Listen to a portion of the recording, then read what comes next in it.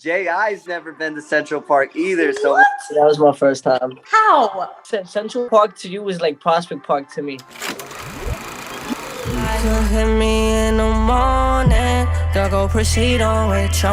Hey, it's your girl, Emily Curl with iHeartRadio, and today we're talking about the song and music video for Morning. We have J.I. here with us and the director of the video, Austin McCracken. Hi, you two. Welcome. Hey, how you doing? Good. Thank you for having us. So glad to have you. We can't wait. So this is frame by frame. So we're going to dive into specific frames from the music video, deconstruct key moments, talk about behind the scene moments. But before we do that, I want to talk about this collaboration. Now, how did you two link up for this video? This was the first music video where I feel like the whole team put together like a whole concept where, because usually I'll like the music video will be put together and then I'll like have like my input, like, oh, can you take this out or can you edit this, like in the end. They just put it together so perfectly where I was able to see it. Like before they put the video together, they had told me the treatment. I'm like, yo, this is gonna sound like it sounds crazy. I wonder how they're gonna put it together.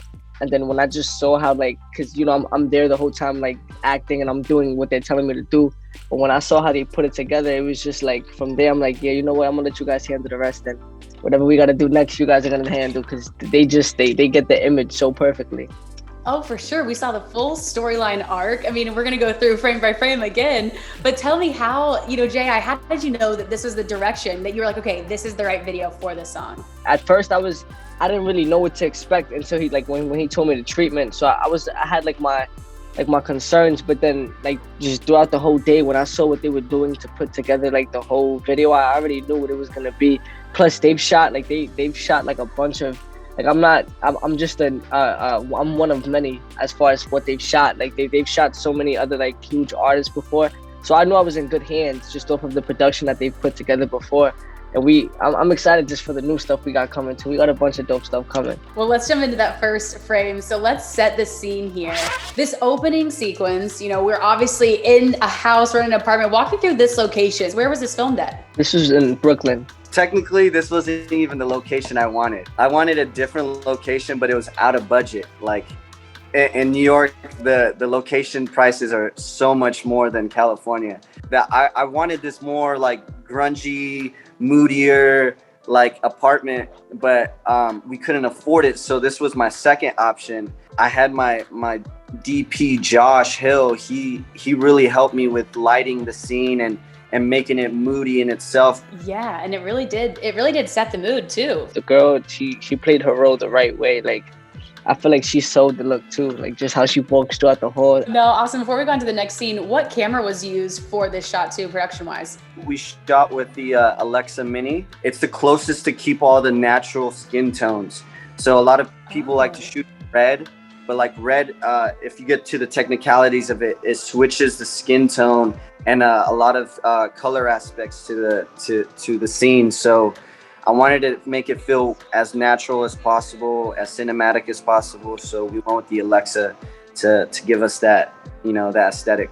All right, we've got another frame here for you. J.I., this is an emotional scene, and also you're a great actor. Was that tough for you on set? What was that like? It took me probably like 1 or 2 takes to get it together, because I'm not like 100% of a natural to perfect it, but I kind of got into character mode because I related to this. Like, I've been in this situation before, so it's like, it wasn't hard to get into character. It was not hard at all. Now let's jump ahead to the next frame, because Austin, I'm curious your thoughts on this. This is a really cool shot. We see this overhead shot. Logistically, how was this done in production? And also, how was the lighting? Because it looks like, again, the sun's changing. What did that look like on set? When we shot this during daytime. So like we had blocked out all the windows and we had lights outside the windows and we had people ready to cue like this like almost like covering it with the black sheet as it goes up. So it covers the whole scene and it makes it look like it's going from day to night, Interesting. Like the idea was like this girl comes back every morning and like Jay doesn't know where she's at, you know what I mean? And she's like, it's a reoccurring thing. So I wanted to show the passage of time and show that like, yo, she just got back. It's switching back over to another day. And now she's about to do it again, All right, let's jump into our next frame that we have here. We have the subway scene. Now, this is so cool to me because I love that we see two J.I.s in frame. Now, J.I., let's start with you creatively. I feel like this could mean so many things, right? Again, going back to this song and the meaning behind it. What did you see when you were shooting these scenes? Like, how did you think that related to the song? That's the thing. When he pitched the idea to me, like it didn't hit me until I shot the music video and I actually saw what was going into it. Because he came downstairs and he's like, "Yo, J.I., so look, we're gonna do this. It's gonna be two sides of you, and you're gonna just walk past it. It's gonna be an evil version and a good version." And I'm just like, oh, "Okay, like, all right, bet. Let me just see how this goes." And then it didn't click until we, like, literally when we got to the subway and he had me change. Like, we shot this scene with me sitting by myself on the steps, and then we shot a completely different scene with me changing, going down. So when we shot the scene with me and the girl, that's when I caught on and I'm like, oh my God, I see what this guy is doing. This is crazy. Now, last thing here before we move on to our next frame is 66th Street. We can see it here. How did you decide on this subway stop? The day before I went scouting with my DP Josh, we spent 2 hours just taking the subway, and I was just getting off on every stop, and I was just like, yo, would this work? Nah, I don't like it. Wow, that's crazy. So I wanted to find a subway near Central Park, and then our next shot was at the phone booth. Yeah, the phone booth. So I wanted to make sure this was the phone booth too. I have questions about that phone booth too, which we're gonna get to because we had that in our last scene, but I am curious where that was because we were thinking it was a prop, but we're gonna get there. Tell me about this next frame. First off, how did you shoot? What time was this and how did you shoot this? Did you have to like rope off this one cart? I'm baffled by this. Tell me the logistics of it. A lot of the logistical stuff I'm working out with my DP and my producer, and I'm keeping in mind, like, yo, we're gonna shoot in an open area or like open to the public area, and a lot of these people that are going to be on the subway, they know who J.I. is, especially if you're from New York, you know? So I was thinking, like, man, we have to shoot this scene when there's going to be nobody on the train, you know what I mean? There has to be nobody on the subway. So I think we shot this around like 1 o'clock. But this cart had nobody in it, so it ended up just being like a perfect coincidence, and we were able to get the shot done. And now, Jay, again, before we leave this scene, I do want to talk about this moment with your watch. First off, amazing. I love that we have that. Tell me a bit about the jewelry that was showcased in the video. If you really pay close attention to my jewelry, you'll see like a two-tone gold and silver. Like it's mostly gold and white diamonds, like white silver. As far as just like the pattern, like in my Cartier, you see gold and then it's white diamonds. My rings, you'll see gold. I don't want to throw my middle finger up, but you'll see gold and then you'll see white diamonds. Even with my chain, if you pay close attention, you can see like the two-tone, the gold here, the baguettes around the side, and then you see the white diamonds. My jeweler has like a specific look that I go for with my jewelry. I don't like going to too much jewelers based off of the, like, yeah, you got different people that have different prices and it might be more affordable, but I just feel like I have like a scheme going on with the way my jewelry looks. And I mean, it looks pretty dope in the music videos. I feel like it looks better in the music videos. Not to knock my jewelry, not to say that it doesn't look better like in person, but I just feel like the camera adds like, it shines, yeah. Yeah, it makes everything way better, like through the camera's lens. As far as the jewelry subject goes, the bad version of J.I. is the only version that has the jewelry on in the music video. Oh, I didn't realize that. Oh. Yeah, so I wanted the good version to be a little bit humble, a little, you know what I mean? Like the bad version's the one where he really prideful about his stuff, you know what I mean? And those are two versions of him, you know? Interesting. Wow, J.I., you didn't realize? No, I never realized that watching it because I'm looking for everything else. I wasn't paying attention to that. That's crazy. That's cool. I like that detail. Okay, let's head into our next frame. I know you talked about wanting to do iconic locations in New York. How did you land on this park scene? What was crazy is because like I've never really been to Central Park like that, but J.I.'s never been to Central Park either. So yeah, that was my first time.